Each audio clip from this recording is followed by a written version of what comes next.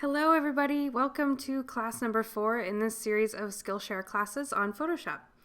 This class is all about color, and I really want to go over a few different things about color with you, as well as show you around the different color options and windows throughout Photoshop. The first thing that you need to know, and we touched briefly on this in the first class of the series, is the difference between designing for print and designing for web with color.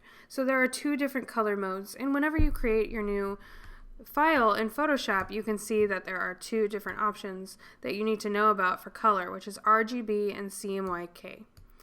Now, we've been doing things in RGB along the way just because that is designing for screens, and we're really just doing that for this class. We're not really printing anything in this class.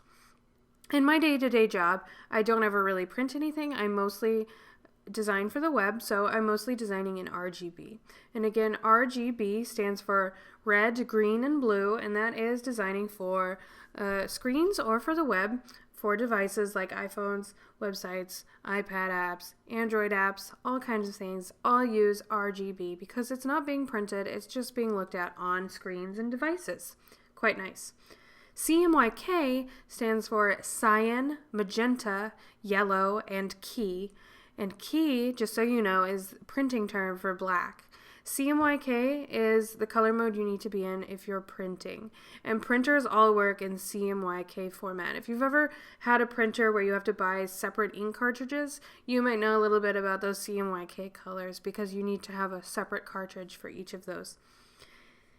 Alright, so the thing to know about RGB is each color value, red, green, and blue, has a number of 0 through 255. Now that's kind of a random number. And if all of the values are at 0, you get black. As you can see here, our color is black. If we change everything to 255, you get white, okay? So combinations in between create different colors. And that's generally all you need to know about how to make colors in RGB. I personally like to just use the color picker and pick a color and let those numbers calculate on their own. I think that that's kind of an easier way of doing it. But if you think in numbers and you prefer doing it that way, be my guest. To kind of reiterate what I've said in previous classes with choosing colors, there are a few different ways that you can do it.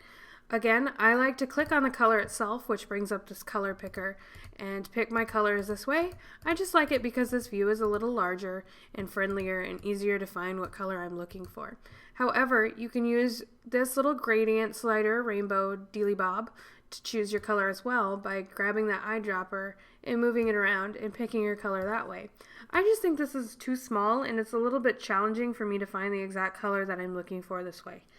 Another thing you can do is go down here in your toolbar, the bottom left-hand corner, and pick your color from this part of the toolbar. It's the same as picking your color up here. Nothing different. Brings up the color picker and helps you select your color this way. And as you can see, it reflected up here in my color window as well. So it's no big deal. You can choose your color whichever way you please. It's up to you. The last general thing you need to know about color is dealing with swatches, and we will move on to the swatches in the next lesson. But for now, I just wanted to show you around the color settings in Photoshop, and we'll dive in deeper in the next lesson.